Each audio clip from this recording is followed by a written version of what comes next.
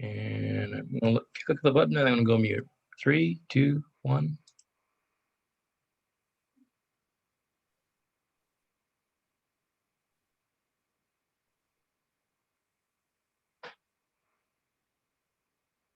Hello, everyone. Welcome to our, to our training today, which is mobilizing support for people with disabilities who have experienced sexual violence. This training today is especially designed for disability service agencies and providers. Just some housekeeping notes before we get started. All attendees are muted, so if you have questions, please feel free to use the chat box. Excuse me. You can turn on your closed captions by selecting the arrow on the closed caption button and select show subtitles. We do have 2 ASL sign language interpreters today who will be switching off. So if you do want to pin their videos, you can do so. All right, let's get started.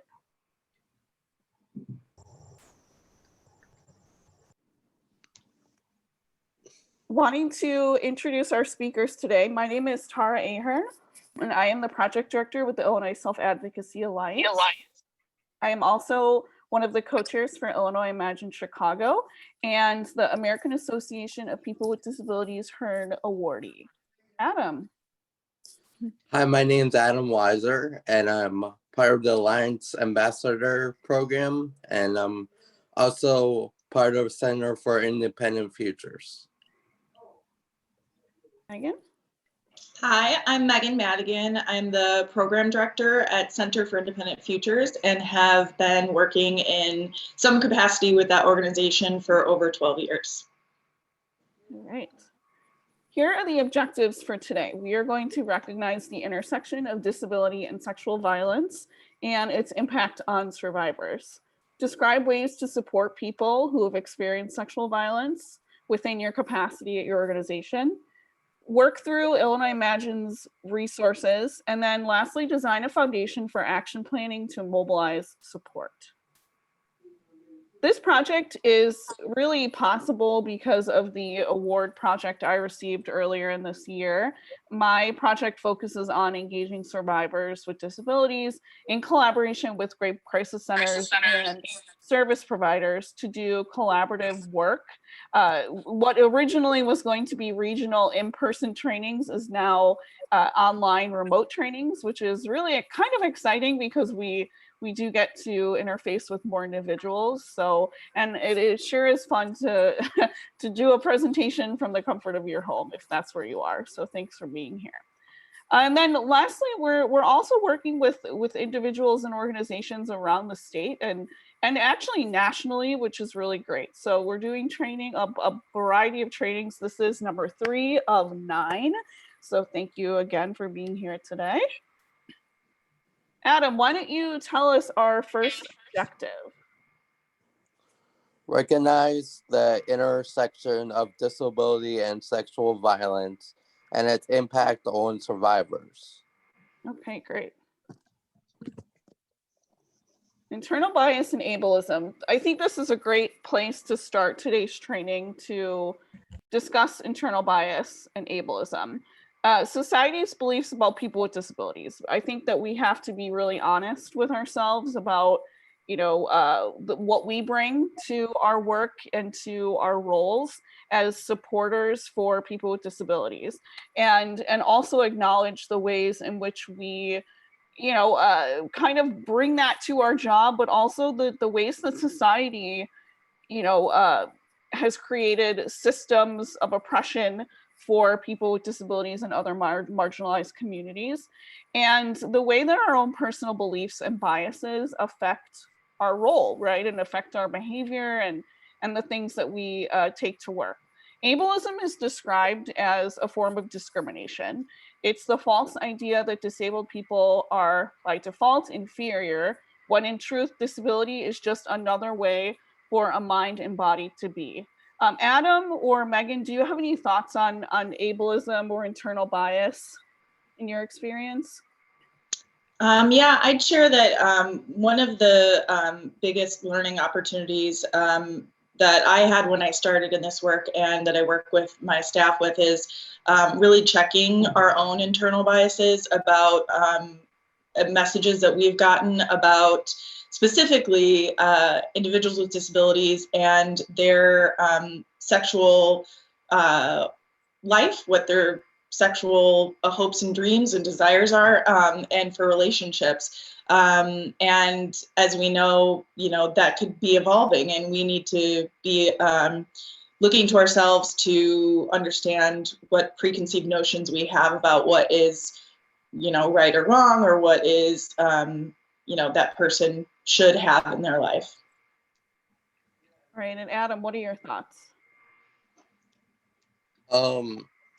I think there are a lot of people out there that don't understand about people with disabilities because they can have the right to have sex if they want it, and so they are just not able to to be biased is not the most best thing about any kind of situation. Okay, thanks, Adam. So as we talk through what the foundation of this training is, we want to center ourselves in the fact that sexuality and love are human rights. And healthy relationships are essential for a full life. It doesn't matter whether a person is sexually active or not. Healthy relationships are really integral for all of us. And really, gender and sexual identity exploration are important. And these are things that a lot of people, especially with DD, developmental disabilities, aren't able to do, or haven't had the information or access to that information to do. And lastly, of course, information is power. We will talk through why that is true as we go along. And I just want to apologize if you hear some background noise. I've got construction, lawn mowers, my dog is snoring, so there's a lot going on here, so bear with us. Okay, Adam, if you could read this quote, that would be great. We need to create an environment where we do not share the sexuality of people with disabilities. Providers might blame the lifestyle instead of the perpetrators. Providers need to be open-minded to accommodate people with disabilities, including how we process things. Right. So we never want to shame individuals for the thoughts and feelings that they have. And I think that goes back to internal bias and really understanding that people systemically have been oppressed, whether that's just on the basis of their disability alone or some of the other identities that they may have, including gender or sexuality, race. All of these things really add a lot of layers and challenges for people that we are serving. Just like anyone else, people have the right to explore their sexuality and how they want to express that.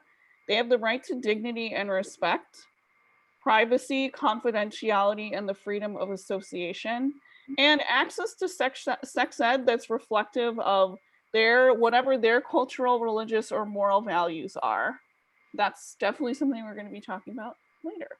So here we have a sexual rights statement. We have a few slides on this that I think are going to be really important for us to work through. So people have the right to body integrity, privacy, and personal choice, and having those respected, including the right to know how to protect oneself. That seems kind of like, common sense, right? And be free from sexual harassment, abuse, assault, and other forms of sexual violence. Explore and define a person's sexuality, their orientation, their gender identity, without judgment and discrimination. So again, we're hearing more of that. And then decide whether and when to be sexually active. Choose their own sexual partners and have privacy and dignity related to dating and sexual intimacy. And I'm wondering if a few of you have buzzers going off. Privacy and dignity, that's something that can be really challenging in the way, in the service delivery system that we have, especially in Illinois, in regards to housing, right? People that live in group homes or larger settings, that sometimes privacy is not an option for people. And why is that? Or are there things that we can do to create some system change to allow for that in the future? Have safe and pleasurable sexual experiences. This is one that we hear often from providers is really hard because, you know, as an agency, how do you create these spaces when it could be a liability for you? And how do you work through some of these challenges? Decide whether, when, and whom to marry, and then having equality in marriage. That's a huge one. We know right now that people with disabilities are not really allowed to get married unless they are okay with losing their Social Security benefits, right? So that's definitely something that is going to be a hot topic in the next couple years. And then lastly, whether or not they can have children or want children. That's something that we see time and time again, guardians, staff. You know, I think that we have our bias and our opinions on whether or not someone should or shouldn't have children. And so how do we think through that? And then lastly, again, having readily available access to information about sex, healthy relationships, and reproductive health. We know that this is not happening in many states, including Illinois. Now we have a legislation that has really is going to mandate this. And I'm sure that that's why a lot of you are here today, to receive some more information. And then have effective remedies for violations of fundamental human rights. Okay, Adam, can you ask this question? What barriers exist in supporting the sexual right of those you serve? Right. So some of these sexual rights that we just talked about, how interesting were those, right? So what are some of the given what we just heard, if you could type in the chat, what are some of the barriers that exist in supporting people to have equity, to have information, to have opportunities to date, opportunities to be sexual, opportunities to decide if they want to have children? What's standing in the way of that for the people you serve? Is it policies? Is it procedures? Is it staff? Is it guardians? Tell us what is standing in the way. And just to remind everyone, we are hoping that people will be we do want this to be an interactive training today, so please let us know what you think. All right, so Dina is saying guardians, absolutely. Yes, guardians can be great, and they can also be not so great sometimes. So yes, guardians' decisions, absolutely. Yeah, and I think that, you know, a lot of us on today's training will agree that, you know, the idea of having someone, you know, having my mother intervene in my sexual well-being and my, you know, as much as she may try, you know, that's not necessarily something that would fly, right? And so, of course, we do have folks that we serve that may need more support and with decision making and things of that nature, but you know, it's a sticky situation. So staff opinions, yes, thank you, Catherine. Lack of privacy. Yeah, if you live in a Scylla and you have a roommate, how, you know, I mean, how can you even explore your own body? How can you, you know, there's just not opportunities for that. Finances. Yeah, for those in group homes, having a private space, absolutely. Okay. All right, we'll wait just a second to see if anyone else has any. You're also curious if anyone has, if anyone finds that policies at the agency are preventative, like whether it's a lack of staff training or maybe your agency doesn't really have a clear and consistent policy on how to handle, for example, disclosures of sexual violence. If you are mandated reporters, what does that look like? Yeah, lack of education, not having the ability to have sex ed. A lot of time agencies do not have the privacy, so they go to a hotel or something. Yeah, no money. Yeah, and I've heard from staff at one agency where people were finding spaces at the agency, whether it was in a closet or in a hall, a stairwell, or there's a will, there's a way, right?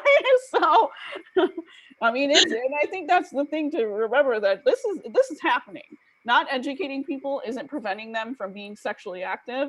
It's just making everything worse, right? And so when we empower, or porta potty, yep, that'll do too, I guess, right?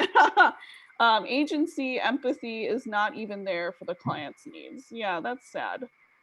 Staff and families not being open-minded enough to allow for a person-centered approach, and the lack of sex ed. Yeah, I think that this is sort of a systemic issue, and that really goes back to our own internal bias of what we believe to be true about people with developmental disabilities and their capacity.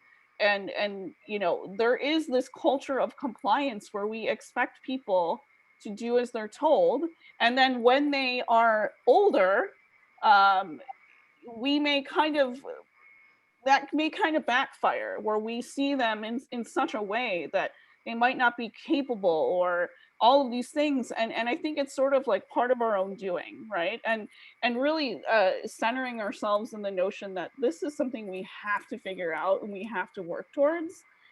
It's really important. Okay, thank you all for that. So let's just refresh ourselves. Hopefully some of you were able to attend the session we had last Thursday, which was more of an introductory session to this topic. And let's just review these facts. So people with disabilities experience sexual violence at a rate 3 times higher than people without. And for people with IDD, that rate is 7 times higher. So for women with disabilities, the rates are about 80%. And for those who have been assaulted, they are assaulted by, for some, dozens of times by multiple people. So these are not isolated incidences that we, oh, it just happened, right? For men, the rates kind of hover around 30 to 60%, depending on where you're getting that information. And it is important to note that the reporting rates for these crimes, especially for this population, are very low, which leads us to assume that if reported rates are at 80% for women and reporting rates are, less than 50%, then what's the reality of that situation, right? And just to kind of touch on other, other important topics, 74% of people with developmental disabilities do not have knowledge of LGBTQ, lesbian, gay, transgender, queer, or questioning issues. 74%.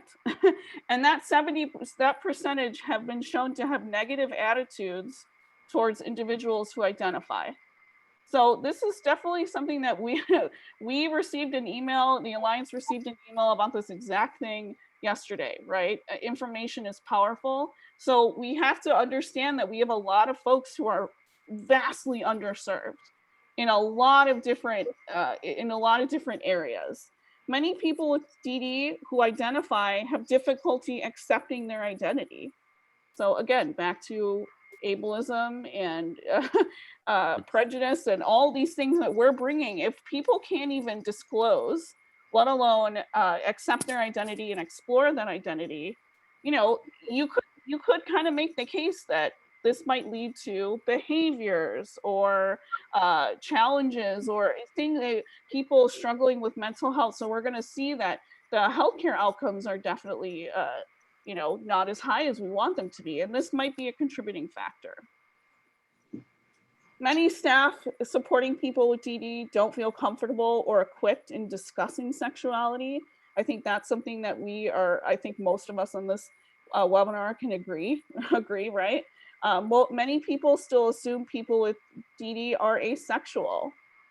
Some of them are, right? Some people just don't have any interest in exploring sexuality, and that's okay. But a lot of people, adult bodies crave adult things, and it doesn't matter what your IQ is, whether you communicate with words or not. The human experiences and human hormones are what they are. So that's something we need to really understand. And then suicidality and mental health issues are seen more commonly in LGBTQ plus youth than heterosexual youth. So again, let's stack that experience with disability, right?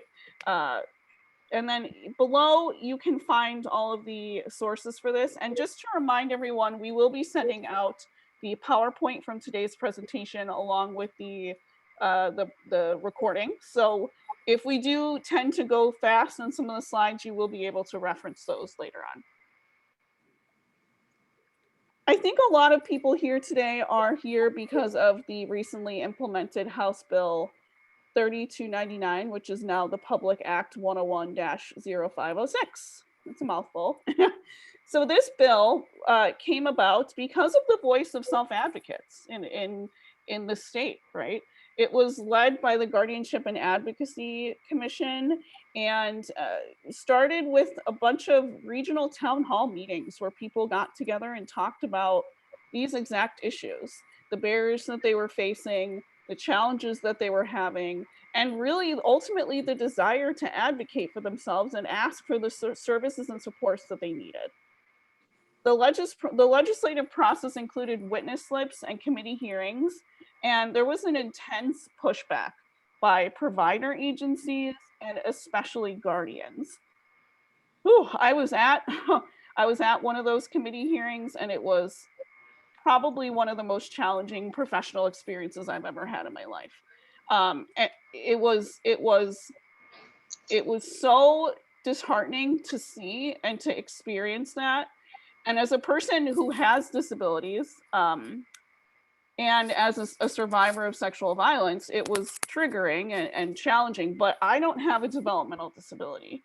And so for the people with DD who were in those rooms, who were sharing their stories about sexual violence, sharing their hopes and dreams about having fulfilling relationships, whether they were sexual or not, and wanting information and a space to just explore and live a full life, and to hear people so vehemently opposed and aggressive and disrespectful, it was vile, and it was just a sad state of affairs. And so I think that it's really important to remember that this ain't about us, right? This is about the people we serve, and we really need to check our shit at the door, right? And I apologize for the language, but this is a real opportunity for us as providers and advocates to really come together on something that is very uncomfortable. Sexuality is, in our puritanical American culture, this is something that we have struggled with for centuries, right? And especially for people with DD, we have continued to shove it under the rug, and it is a time of reckoning. And I think that we need to let advocates take the lead and tell us what they want and what they need, so that we can rise to the occasion and serve them. Amen. So yeah. Getting off my soapbox now. And again, here is just some more specific language on the bill, and then you can access the language to the bill at the bottom of the link. So essentially, what this bill and Public Act is saying is that people now have the right to healthy sexual practices, which means a state of physical, emotional, and social well-being in relationship to sexuality. And a person admitted to a facility and receiving habilitation services shall have access to sex ed related resources and treatment planning. So, the nitty gritty of this is definitely, there's more to come. There's going to be a training by the Guardianship and Advocacy. They're going to talk through this in December, and really specifically what that will look like for your agency, and what there's actually been a committee who's done some reviews of curriculum, so that the Alliance was part of that committee. So there's a lot more to come, and we will definitely be thinking through how we can support individuals. Okay, Adam, what's our next objective? Describe ways to support people with disabilities who have experienced sexual violence. Wonderful. Okay. Sexual violence is an umbrella term. Let's just get on the same page here. So this is what sexual violence is. It means many things: rape, trafficking, which, by the way, human trafficking amongst people with disabilities is some of the highest rates. So keep that in mind too. We've got incest, child sexual abuse, stalking, harassment, intimate partner violence, and unwanted contact or sexting. So that's the umbrella term. Okay, sexual violence myths. What are some myths that you know of in regards to sexual violence? Please type in the chat. Some myths. I'll give you one. Stranger danger. That's one. That's what I was taught when I was young at Catholic school. Same here. Yeah. Megan and I both went to Catholic high schools. It was all girls. Oh, all right, Jijin, men don't get assaulted. Okay, Demetria, they don't know what happened. Those with DD do not tell the truth. Yep, that's a huge one. Huge. Yeah, that people with developmental disabilities are not credible witnesses. Yeah. Okay. Anyone else?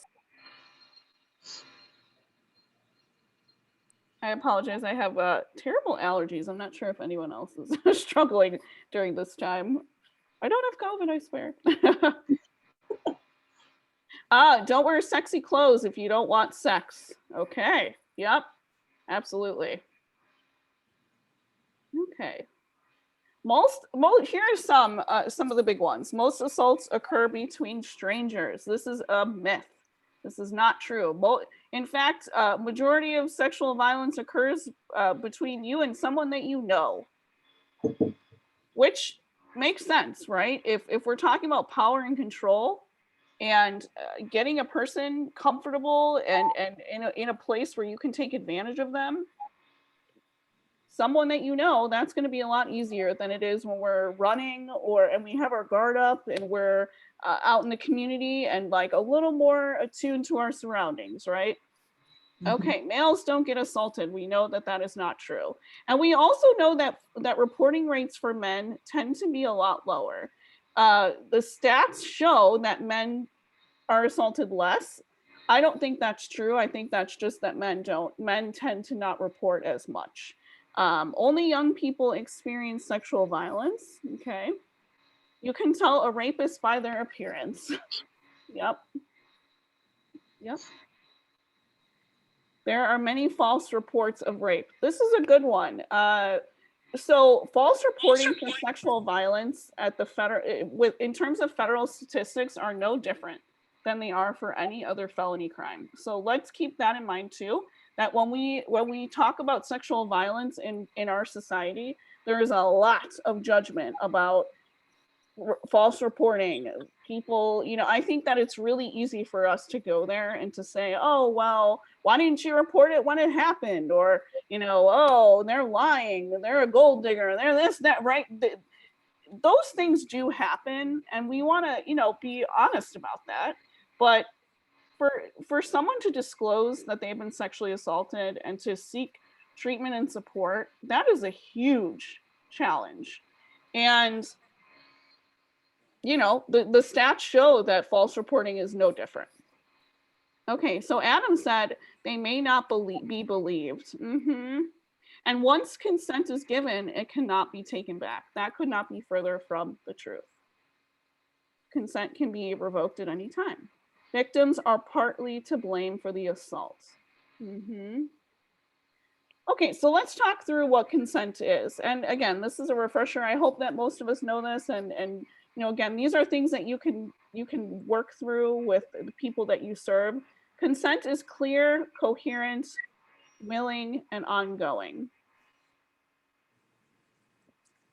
It's active, express the words or actions that create mutually understandable permission. It's never an implied, and the absence of a no is not a yes, right? Silence is not consent. I'm not sure, I don't know, maybe, and similar phrases are not consent. So this really kind of blows the lid off of sexuality and how we view it in our society and our culture. I can think off the top of my head 10 movies, most of them terrible rom-coms, some involving vampires and other. I'm thinking Twilight, I'm thinking, you know, all of these silly movies, right? That this is really important to discuss, that we have taught ourselves through media and through culture that sex is sort of like a game of cat and mouse, and the more vague you are, the sexier the encounter is. And I think that we need to move to a place where we're more sure, and we're asking for consent, and we're creating spaces and boundaries where people can say no at any time, and that's okay, right? And that we have to teach our children that they need to be respectful of a person, and it's not about you, it's not just about you, right? So this is definitely important. It's coherent. People incapacitated by drugs or alcohol cannot consent. This is something that I learned in the 40-hour training through Resilience, a local rape crisis center. Let's be honest, how many times have we been in situations where drugs and alcohol have created really tricky, sticky situations? And sometimes it's okay and we feel okay about it, but according to the law, you can't consent if you're incapacitated. So, what we know is that rape cases are not prosecuted as highly as they should be, obviously, because there is that he said, she said, he, she, right? And that creates a lot of challenges, but this is, this is what it is.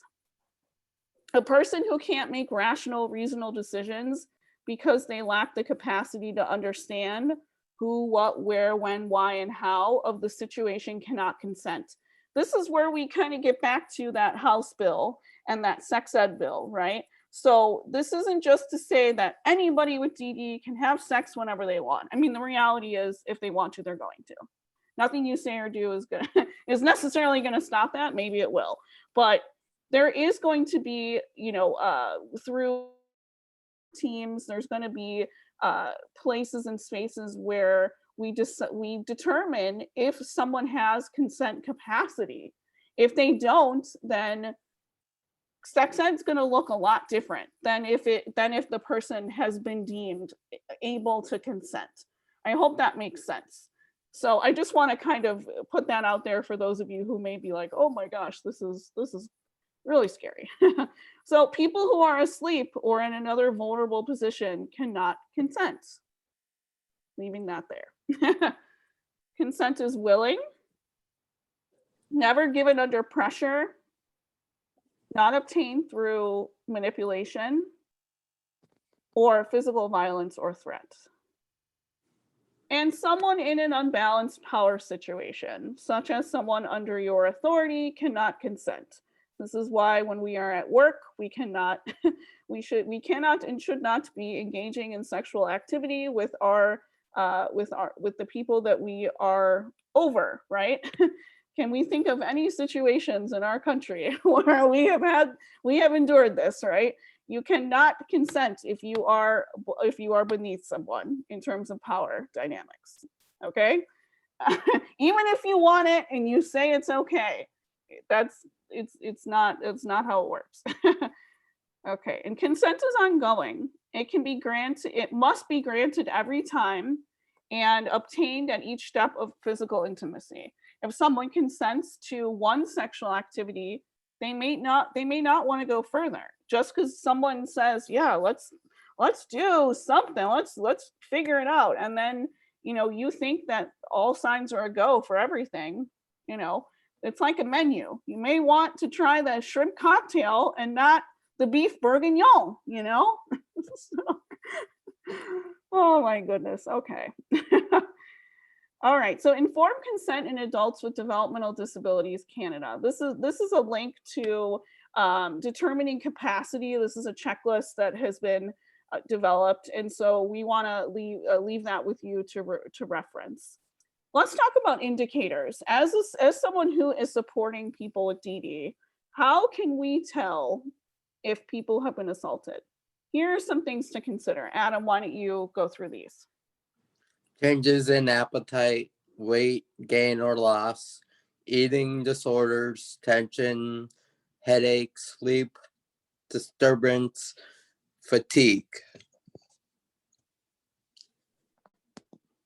Okay, we also hyperactivity to light, sound, food, etc. Okay, so these are some of the things that you might see in individuals that you serve.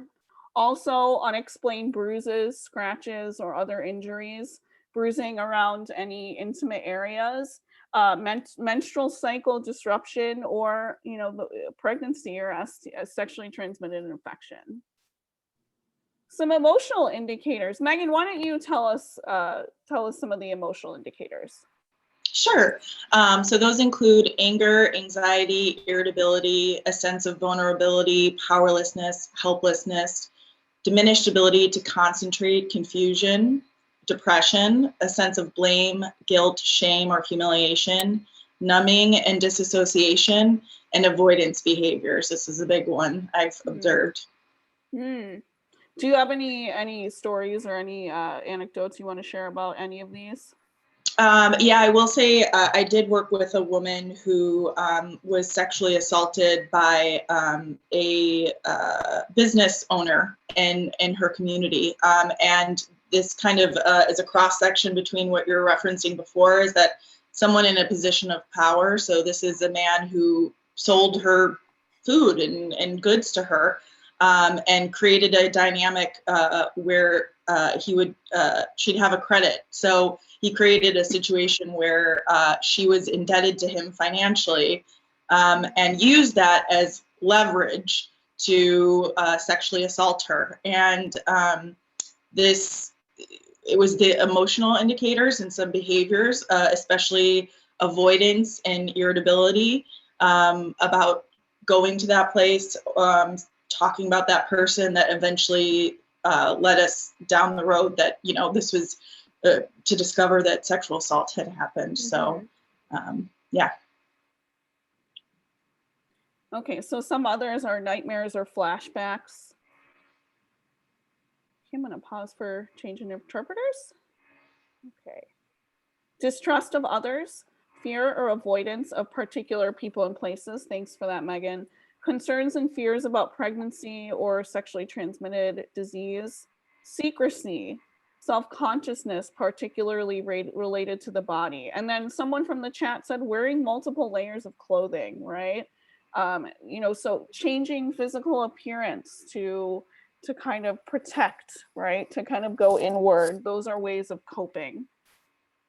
And then lastly, we have some of the behavioral indicators, are perfectionism or attempts at overachievement or pleasing others, overzealousness and cleanliness with regards to personal hygiene.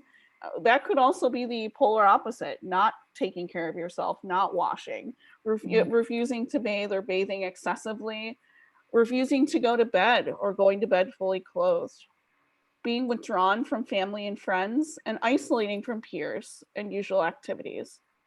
And again, I think it's worth noting that these indicators are all true of people with and without disabilities. Sexual violence manifests itself very differently in all people. Okay, there's no right or wrong way to be a sexual assault survivor. I think that's worth saying, that some people may go about their lives and wouldn't be able to tell any way.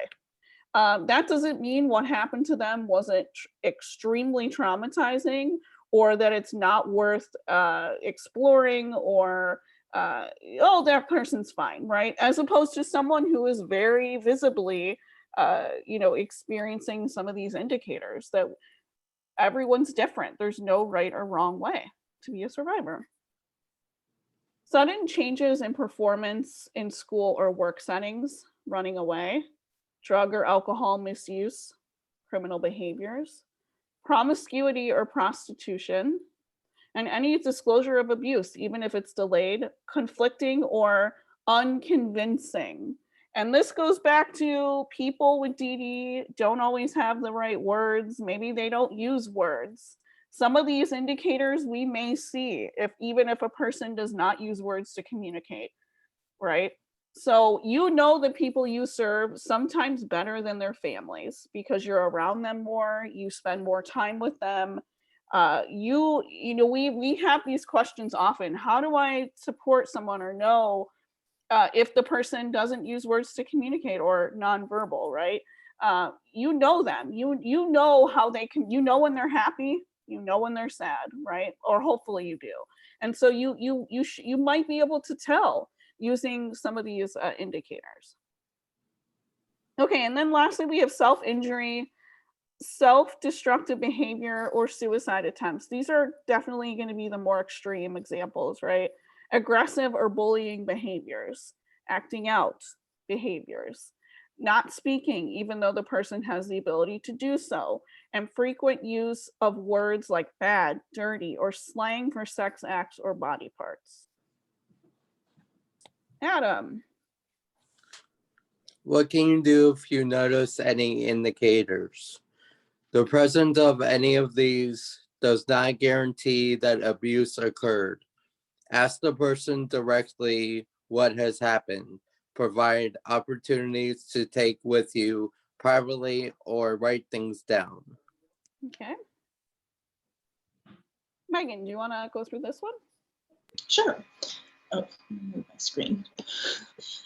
What you can do if you notice any indicators: provide the contact information of the local rape crisis center and or contact the office of the Inspector General, OIG, Illinois Department of Public Health, IDPH, and Adult Protective Services, APS, and the police, of course.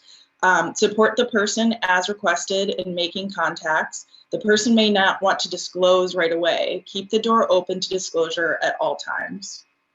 Yeah, so Megan, and when we were talking about this presentation, we talked through some of the things that CIF, Center for Independent Futures, has done really well to support sexual self-advocacy, and then also some opportunities for maybe some improvement. And one of those was around mandated reporting and training and sort of like how we handle disclosures. So can you talk to us a little bit about what that's been like for CIF and maybe some lessons learned? Yeah, absolutely. Having been with the organization for so many years, over 12 at this point, it's been interesting to really see how discussion about sexual rights for individuals with disabilities, but also being a mandated reporter for sexual assault has really developed and improved. That being said, I always think there's room for more improvement. I think that a lot of our staff are fearful about this idea of being a mandated reporter and knowing, as we just discussed, that disclosure is not always very clear and direct. And sometimes you have to observe changes in behavior to kind of work with that person to support them to express what's occurred. So I think, we encourage our staff to have close relationships with their supervisors. And at the end of the day, when in doubt, that's your supervisor's job to make that call about that mandated reporting. But there's always improvement for training, I think, across the board in any organization, and ours as well. So, yeah, thank you. Yeah. So as we think through, what do we do? What do we do if someone comes to us and they have disclosed that they have been sexually assaulted? How do we respond? We want to provide privacy, explain a person's options, support their choices, and ensure their safety. We want to believe, support, respect, and assist. We don't want to doubt people. We don't want to blame them, judge them, or punish them. I think that that's probably a huge fear, that people are going to get in trouble, right? We want to say, if someone comes to you, here's a script. I believe you. I'm sorry this happened to you. This is what they teach in the 40-hour crisis training. If you want to be an advocate, this is the easiest thing in the world, right? I believe you, and I'm sorry this happened to you. How can I help you? What do you need right now? We have a crisis center in town that can help you on the phone or in person. Would you like to call them? I can help you with that. What would make you feel safe right now? Let's make a safety plan. And then reaching out to the rape crisis hotline, they can get you in touch with any the local agency. We're doing a lot of work. So yesterday we had a training with rape crisis center staff who are actively learning about how to support people with disabilities more. What they're saying is that they're not getting a sense that a lot of people with disabilities are engaging their services. And we're thinking about why that is. Is it pamphlets? Is it brochures? Is it a lack of knowledge about the centers? Is it staff aren't asking the right questions? So we're thinking through, how do we make services more accessible? And thank you, Jay-Jin. We always want to tell people it's not your fault. And I just want to put this out there for those of you who are maybe fearful of this. There are studies that show that the way that a disclosure is handled can affect the trajectory of someone's healing for the rest of their life. Just think about that for a second. It gives me goosebumps, right? So the way that you listen to and support a person at the time of their disclosure can affect them for the rest of their life. What a powerful opportunity to change the course of someone's healing, right? Just by believing and telling them it's not their fault, and helping them find and navigate services. And if that's something that feels really overwhelming to you, there's always someone higher, right? Like, go to your supervisor, like Megan said. Don't do it alone. And I think identifying at your agency, are there people who are really good at this? Are there staff who have dealt with this before? Is there someone that's sort of like the go-to? And if not, let's figure it out and get one, right? Let's make connections with the Rape Crisis Center. Let's have them on speed dial and kind of like defer, right? I think that in any situation, we want to have the answers. And so this is something that you can find in the Illinois Imagines website and print out and put in your break room. So it's right there that people can access. At the moment of someone's disclosure, your job is to listen and be kind, and really just listen without judgment and communicate that you understand. Let the survivor guide the direction of the conversation. Oh, I feel like I'm gonna sneeze. Whew. Whew. If you are a required reporter, fully explain the implications of what a disclosure means, right? Okay. Megan, if you could take this one, I feel like I'm gonna. Sure. Responding to disclosures. Give the person information about options and what steps can be taken.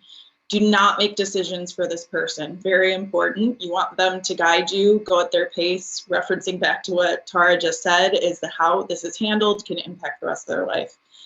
Do not assume to know what will help or what the person wants or needs. Support the person as requested in taking next steps. Thank you. Yeah, so your attitude and actions will make a difference in the person's recovery. And then again, here we have some more resources in the Illinois Imagines guide. Reporting abuse, who do you call? Here's another kind of a diagram here. Who was abused? If the person is 60 or older, you would call Adult Protective Services as opposed to someone that's younger, right? So if you're at where did the abuse happen? If it's at a long-term care facility, you would call IDPH, right? If it happened in a community or domestic setting, you'd call Adult Protective Services. And if it's at a licensed facility, OIG. So again, contact your supervisors. And if you are a supervisor, reach out to us. We can definitely offer more on the ground support for how this works. Okay, so next steps. The first priority obviously is to create a safe space, a safe environment a comfortable environment for the survivor. You want to get in touch with the local rape crisis center, and if need be, law enforcement, medical care, and emergency rooms. So this is something that happens if someone decides they need to or want to go to the emergency room, there are advocates at the hospital. So the Rape Crisis Center will send a medical advocate to the hospital who they are invaluable. They have a lot of training, and in that 40-hour training and 60-hour training that I referred to before, there are sessions on people with disabilities. Jayjin Pak, my coworker, and I both teach those classes. So people do have awareness of people with disabilities, and so there are supports there. And also, there's a lot more resources and information out there today, and individuals will be able to guide you through the process, especially when it comes to challenges with guardians and things of that nature. So at the hospital, they will check for injuries, do evidence collection, also known as a rape kit, if that is something that needs to happen, do sexually transmitted disease testing and pregnancy testing if applicable. Okay. SACETA, I don't know if anyone's ever heard of this, Sexual Assault Survivors Emergency Treatment Act. This act states that hospitals are required to provide care to sexual assault survivors, and establishes a statewide forensic evidence collection system and creates a reimbursement program for the cost of the care and the evidence collection and follow-up care for the victims who are not covered by private insurance or Medicaid. So sexual violence should not be a barrier to service. And a lot of the folks we serve are on fixed incomes, right? So this is something that we want to make sure people might not want to go to the hospital because they're afraid of how much it costs and for other reasons, but know that there are federal dollars that are here to cover that. Okay, and I have a comment. Adult Protective Services only handles cases when individuals live at home and the family is the perpetrator. OIG now takes all cases at residential facilities regardless of age. Thank you so much for that. Appreciate it. Okay, and then Rape Crisis Centers, the Illinois Coalition Against Sexual Assault, also known as ICASA, they have a 24-hour hotline with medical and legal advocacy and also counseling services. And then here is their number at the bottom. Okay, and we talked through this. So, again, how to support survivors. I would say, offer to accompany to the hospital or to engage with police. That can be a really challenging part of the process. We know that the criminal justice system is not always perfect. And so, we want to make sure that we're offering support. Here is a great resource that you can find on the Illinois Imagines website. This is a brochure that you can print out and hand out. You can use this in any classes that you're going to teach. Goes over what is sexual violence and healing. And then also, here's again, we believe you. You're not alone. It's not your fault. You don't have to keep it a secret. You can ask for help and you're so brave to tell. And then on the back, these are some of the things that people might feel, who you can tell, and then a little bit about Rape Crisis Center. So I think this is definitely a good thing to print out and have on hand. Okay, Adam, tell us about guardianship.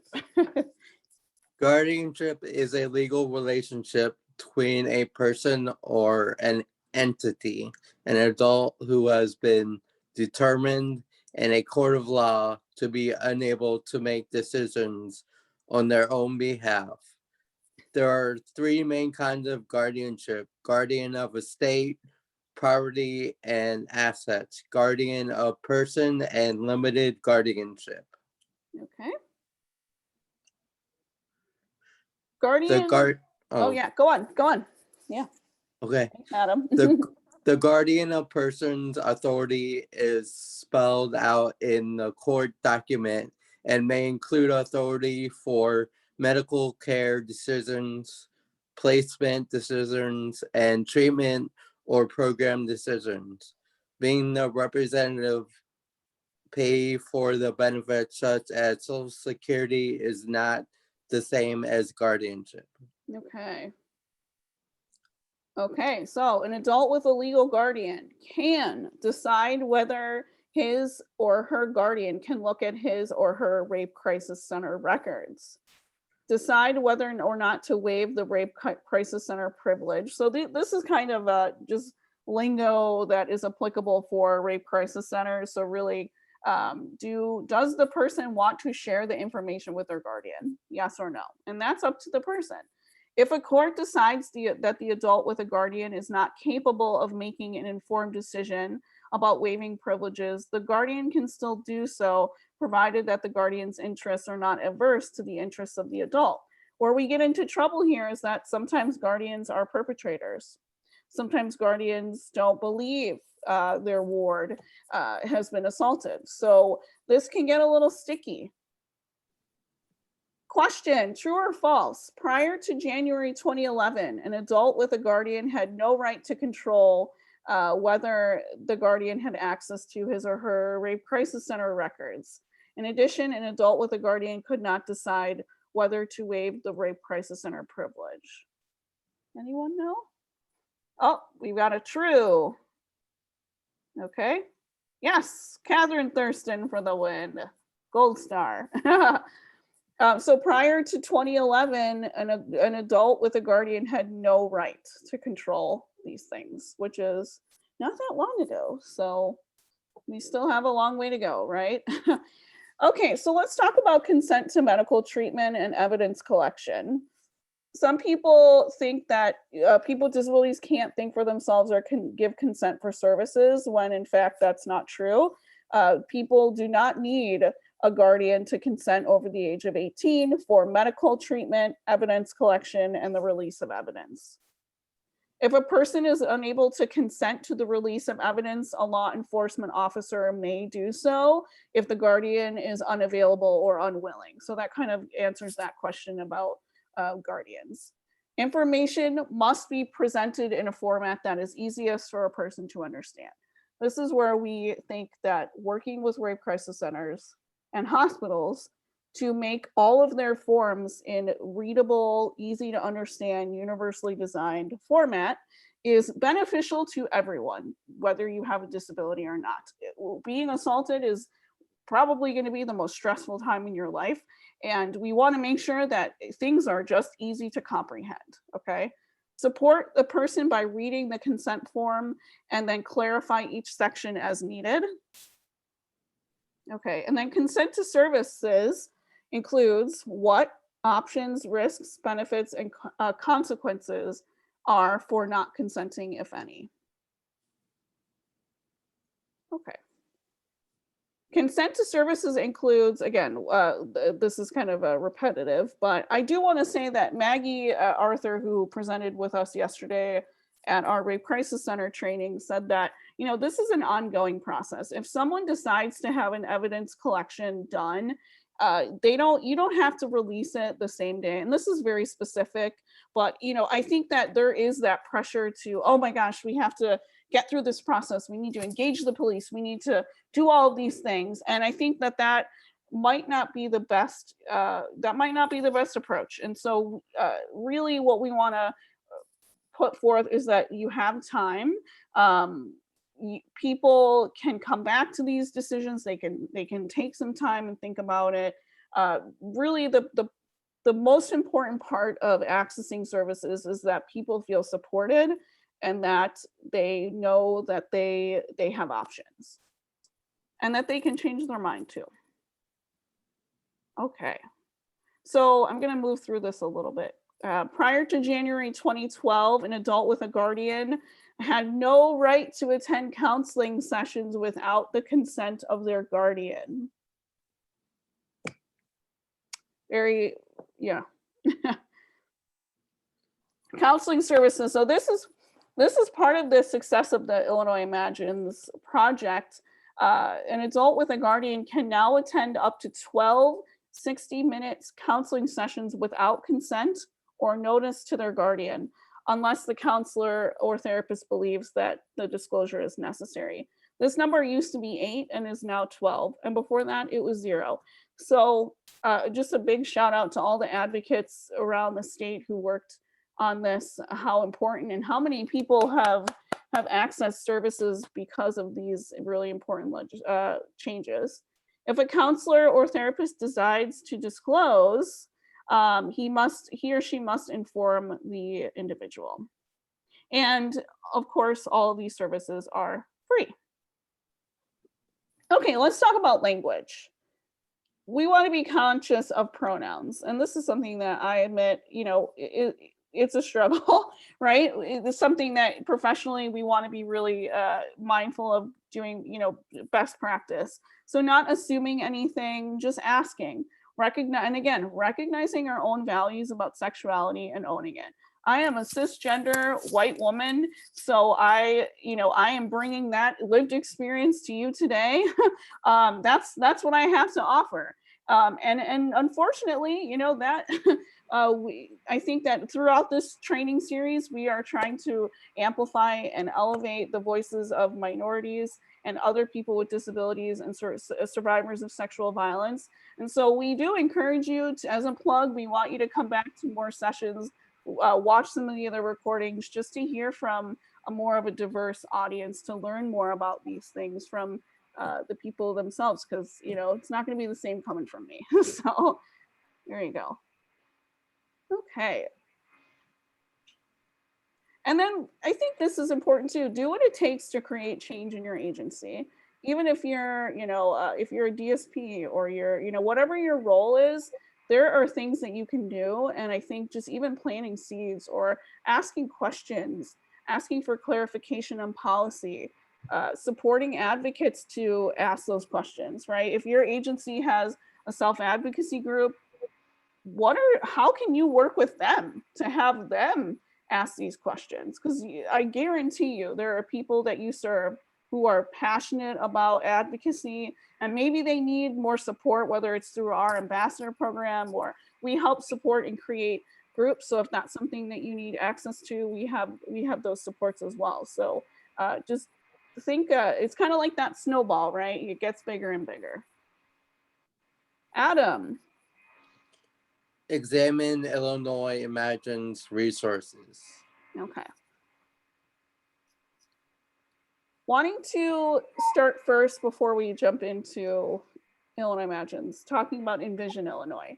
So this is a project similar to Illinois Imagines that began in 2013, a statewide collaboration that's still going on, and focuses on people with disabilities and works to transform the service delivery system so survivors of domestic violence can have equal access to healing, safety, and justice. Just putting this out there, domestic and sexual violence do not exist. They are interdependent, right? They often exist, they often coincide. Domestic sexual violence is a form of domestic violence, right? And so unfortunately, the way that our system, especially in Illinois and federally, is set up is that funding streams are siloed. And so what we have is work being done here and work being done here. And it's really hard to collaborate. and unfortunately, there really should be more of a focus on this, because we really want to braid services and make sure that individuals have as much support as they need. And so just putting it out there that Envision Illinois is doing this work. Okay, and there again, you can access their website. All right, we have a comment from Jessica. I've used the Illinois Imagines materials and it is so great and so accessible. Thank you for making my job as a behavioral analyst working with adults a little easier. Well, that's wonderful. There we go. I will second that. It's a great resource we use with our folks. Absolutely. Okay, so part of the creation of Illinois Imagines is that they created a lot of really incredible resources. There's a toolkit.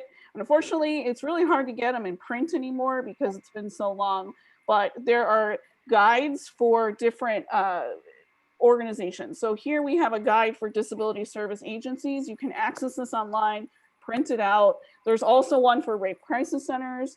There's curriculum and training for people with disabilities. I've taught the classes at Center for Independent Futures to people with disabilities.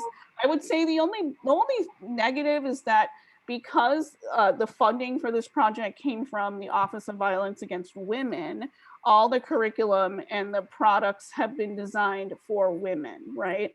And so it's easy to adapt, easy enough to adapt, but there are other curriculums out there that are more inclusive of men, and also, you know, again, people that focusing on gender identity, LGBTQ issues, things of that nature. So I do encourage you all as your agencies to look through this guide.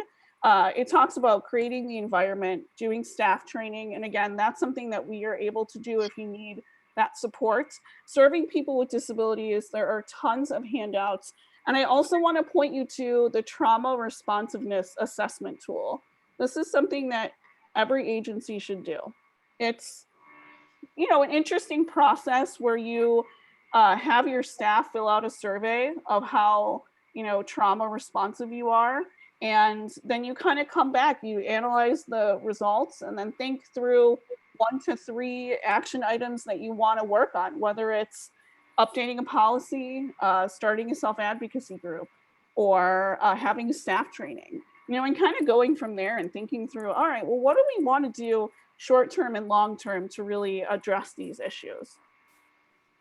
And then also to plug our next webinar, which is in December, we're going to have individuals from all of our considerations webinars come together again to talk through actions, next steps for action planning. So it's a month away. So if you can get to the assessment or look through the guide and just kind of start to think about some action items you may want to work on, and then come to our next training. We're hoping that we can facilitate some connections between you know, service providers, rape crisis centers, and advocates who are leading the charge. So like today we have Adam Weiser, who's an incredible presenter. He's an Alliance ambassador, such a baller. And so we have people that are experts in this, and that we can that can help you work through this process. And then also, we're all here because, you know, we need to educate people with disabilities. So there's curriculums out there. There's picture supplement guides, which is really exciting. There's videos, there's lots of resources that we can use. And then also, we can't be here and not talk about parents and guardians. So this is definitely one of the biggest barriers that we have talked about today. There are lots of opportunities to train and just educate parents on why this issue is so important. And I know, hearing from many of my friends in this field, it's a challenge to get through and to break through this barrier. So we have an entire resource guide on how to do that. And then also, if there's interest, if you can put in the chat whether this would be of interest to you. We don't have the training scheduled to do outreach to parents and guardians, but this is something that I have an interest in doing in 2021. So if you feel like the people you support could benefit from that, parents and guardians, let us know. And if there's enough interest, we will definitely be doing that. I just typed yes. Just send it my way, right? I'll deal with all the negative backlash. Oh, good times. Okay, so Megan, we're gonna pull you in here again. Talk to us about, I know we talked a little bit about staff training and the right statements. If you can shed some experience on managing guardian fears and concerns, or anything else from today that you want to just kind of reiterate, or any lessons learned that you want to share. Yeah, well, I will start by saying that referencing how training has evolved, not just with regards to being a mandated reporter, but our direct service staff training from the first day that folks come in has evolved wonderfully over the years to really spend time on this topic and identify the idea of internal bias, and that we all come to the table with our own personal experiences, cultural and socioeconomic, et cetera, and that those will frame and bias us in hearing other people's hopes and dreams for their love and sexual life, and that we really need to check those judgments at the door and meet people where they are. as I saw in the chat, one of our biggest obstacles as well is parent and guardian fears, and or just straight up saying, you know, no, my loved one or the person for whom I'm guardian can't engage sexually at all. They have no desire. This is not something that they want. So the way that I kind of slowly crack open that door is what Tara referenced, is that information is power. And unfortunately, sometimes utilizing that fear and saying, listen, if your loved one doesn't even have the framework or the language to express about sexual things, how are they going to be able to express or advocate or state their own boundaries or consent if someone does try to victimize them? So that's one way to kind of crack open that door and come from the educational approach and the safety approach, and then slowly kind of introduce other things. When in doubt, self-advocate is always the best voice. And sometimes the best work that we can do is to educate and provide language and, you know, just support that individual in speaking up for their hopes and dreams for their sexual and love life and relationships. Right. So. Yeah, thanks for that. I think that a lot of it, I mean, let's be real here. So most of the people we serve, especially people with DD, are very disconnected from their communities, right? Whether we're serving them in sheltered workshops, in ICFs, SODCs, right? Like these are very, whether they're congregated settings or they're, I mean, especially now during COVID, right? So our folks are not exploring the community and meeting stranger danger in the alley, okay? And if we know the assault rates are this high, who are the people that are sexually assaulting them? It's family, it's guardians, it's staff, it's PACE drivers, it's doctors, therapists, it's professional support workers who are engaging with these individuals on a daily basis. Or worst case, other self-advocates. Exactly. If you don't know how to express yourself, if you don't have a check on your own impulses, which we know a lot of individuals have impulse control challenges, maybe they're related to their disability. So people become perpetrators, right? And so again, I think that gets back to Megan's point about information is really powerful, and we have to let people know what the risks are. Once we get to a place where we can educate people on how to prevent sexual violence, we really need to focus on sexual pleasure and sexual identity. That's something that I feel like we are miles away from, unfortunately. Tomorrow we're holding a webinar for people with disabilities. So if you have people that you serve and you guys are free tomorrow, please come. These are topics that we're going to be discussing. And they're just they're so important, because we don't want to have this lens always of prevention and be scared, right? We want people to be able to just like be sexual like you and I, right? That any neurotypical person doesn't necessarily have to approach this from this lens all the time. So how do we get to that place as well? Okay, Adam. All right.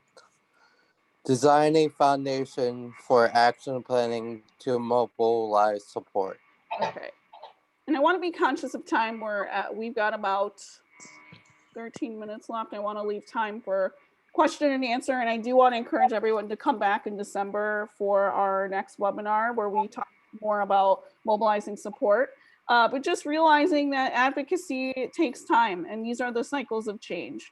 We need to identify issues, collaborate, and then constantly improve, okay?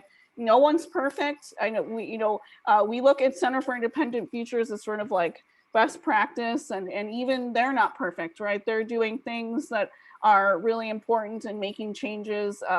CIF has been providing sex ed classes for, I think, about 2 years now. We're also doing some self-defense classes there. And we're working towards doing a lot more staff training and things of that nature. They do have an active self-advocacy group. But again, we're all learning. And so thank you, Megan and Adam, today for sharing your experience and expertise. Adam, I want to hear from you, because you participated in the CIF sexuality classes. What was your experience with that? Why did you want to do the classes? What did you learn? Tell us what you think. I took that class because I want to learn about healthy relationships and ways to have safe sex if I want it. Okay. And this is a question I've asked you before. Did learning about it make you more or less want to go out and do it? Um, I want to go out there and do it, in a very safe and positive way. Right. So that's Right. what my main goal is. Right. And so just, we talked a lot about values and, how like red flags and green flags of relationships. Do you feel like those things were really important to thinking about this? Yeah, it's really good to have healthy relationships with Mhm. people Right. because then you get to know them in a Mhm.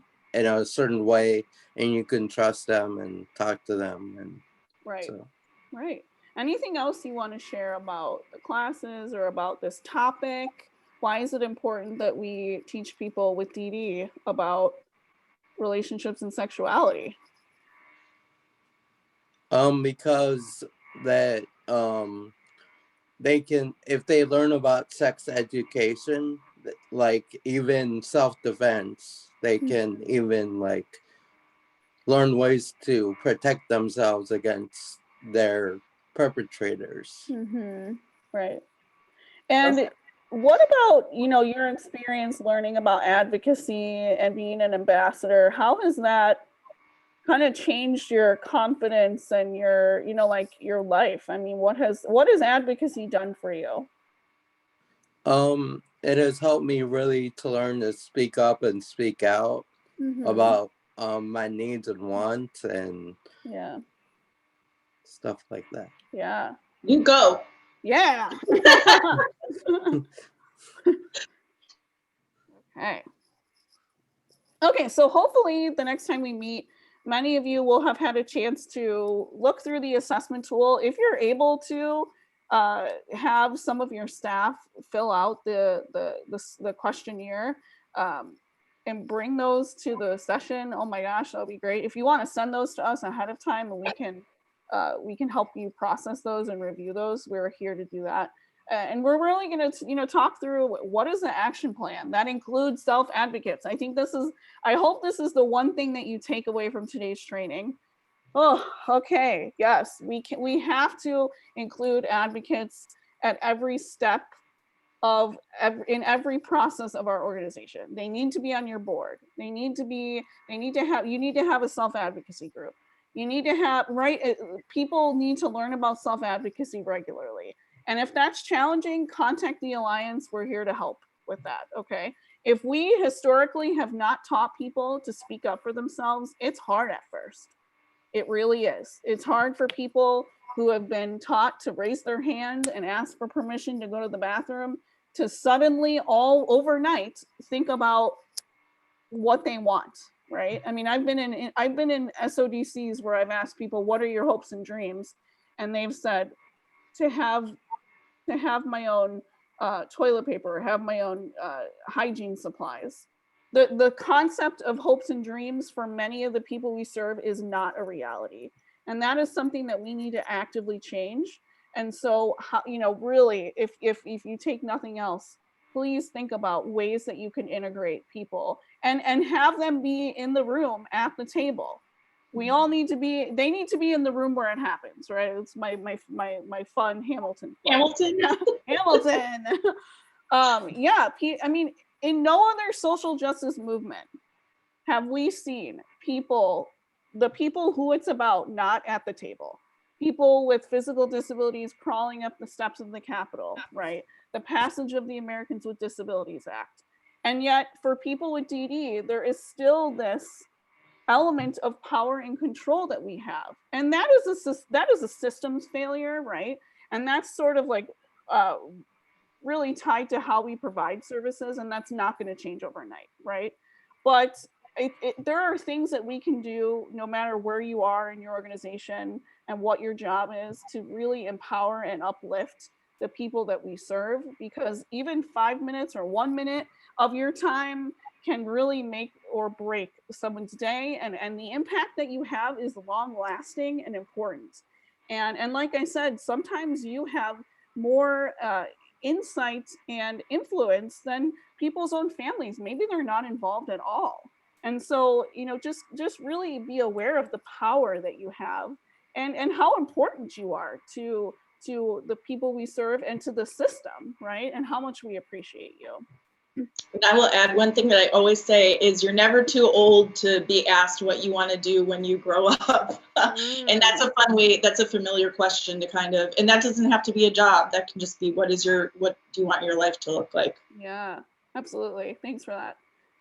So some other considerations are changes to policy responding in regards to responding to sexual violence, or guiding staff and helping others to receive disclosures, policies and procedures regarding those can be found in the resources in the assessment tool. Okay, and then again, have people co-present. If you have staff trainings, have people that you serve do those presentations, or at least co-present. Have the people you serve tell new hires or interview potential new hires, and ask them questions. This is so exciting and fun to see. People that we serve have more, they have the best questions. Like, what are you gonna make us? Like, what's your policy on movies, or things that like are going to affect their life and their happiness that we're not necessarily thinking about. And we want to think about fit too, right? We want to make sure that we have a good balance here. And then help that, developing resources and materials, having everything be fleshed out and run through a filter where people with disabilities can check things and say, does this make sense, right? And we really, again, these are opportunities to employ individuals. And if you don't have the money at your organization, find it, right? Paying people $10 an hour, for 2 hours once a month to help review resources and materials. What an opportunity. And we're all talking about ending some minimum wage, right? This is coming from the feds. We know we have to do this eventually. So let's think strategically about how to give people skills and uplift them, especially people that have experienced trauma. What better way to help people learn? The Illinois Self-Advocacy Alliance has a ton of resources on self-advocacy, how to develop and support advocates and advocacy groups, we do staff trainings. We have a great resource on our website called Pieces of the Self-Advocacy Puzzle, which is part of a training that we do, where we teach people, these are the pieces and how do we work through those, right? So you can find that on our website. And then we talked about action planning. Adam, let's talk through, we talked about this the other day. So Adam is in a relationship, but his guardians say, no way, you can't date that person or see them. We're not going to take you to the dates. We're not going to give you information about sex and dating. What are some things that Adam can do? Adam, what do you think? What would you do if this was you? We know your parents are lovely, so this wouldn't happen, but I would say that people with disabilities have a right to have a relationship, right? And that the guardian needs to learn how the rules are with people with disabilities, so they can help educate themselves on how to take their next action plan. Absolutely. Okay, so some of the other things that Adam could do is go online and learn about relationships. We know some people don't have access to technology, which is a huge barrier, something that we're working through, especially people in state-operated developmental centers. So there's a lot of inequity there. We really need to be thinking about how, again, ways to support people. Talking to your staff and asking for classes. This is something that people should be doing and you should be encouraging, right?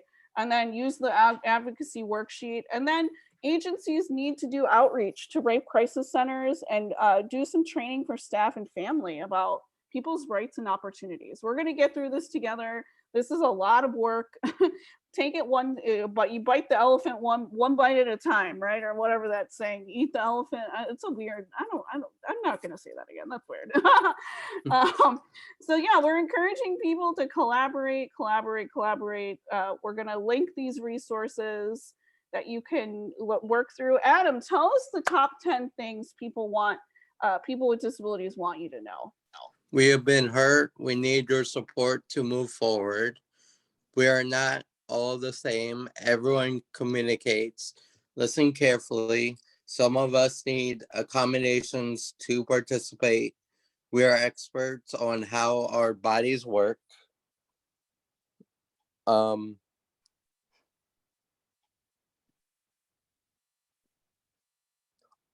We are credible witnesses. Encourage offers to include us. Thank you for supporting us. Yeah, definitely. Okay, we just want to send a quick note about self-care, making sure to take time. This is a heavy topic. I feel like I kind of rushed through some of that, but really honoring thank you for being in this space with us today. These are really intense conversations and just really the first of many. So make sure to take time out to prioritize self-care and encourage the people you serve to do the same, right? So if you have any questions, please put them in the chat. Or if there are next steps or bright ideas that you want to take in mobilizing support for survivors with disabilities, whether that's something you may need help with, please do so now. And then I'm going to put up in a second my contact information. But as questions are coming in, tomorrow's webinar, considerations for people with disabilities. If you still want to register, there's time. Sorry, Christine. My lovely coworker, Christine Beck, has been managing all of the registrations and CEUs. If you need CEUs, she is the person to contact. If you want to contact me, I can get you in touch with her. That Continuing the Journey webinar will be on Tuesday, December 15th. So please, please, please come. Even if it's one person from your organization, we would love to have you. This is exciting. These are some additional events that we have coming up. I hope that you can encourage the people you serve to attend some of these. We have a Healthy Relationships talk on December 3rd with, excuse me, a phenomenal lineup of panelists. I mean, these folks are awesome. The next event will be Art and Trauma Recovery. So we're going to hear from Awakenings Gallery and some students at UIC and the Art Institute about trauma recovery and really celebrate artists who are using their experiences in their art. Next, we have a presentation from a professor at UIC about disability and bisexuality and healthcare outcomes. It's fascinating. I encourage all of you to attend that. We will be offering CEUs for that. And then lastly, Healthy Sexuality and Sexual Expression panel. So this is going to be really exciting. We're going to talk about adaptive technology, dildos, and other things that people can use to explore. We're also talking about kink and, just like alternate, different relationships. And oh, it's going to be so cool. All with an equity and social justice lens. So here is my contact information. I want to give a shout out to Megan Madigan from CIF and also Adam Weiser for supporting me today, and also our interpreters and our closed captioner. Thank you all for being here today. I appreciate you so much, and happy, what is it, Wednesday? Is it Wednesday? Happy Wednesday. Yep. Happy Wednesday. All right. Thank Thank you so much, everyone. Have a good day. Thank you, Tara and Megan. Thanks, Adam.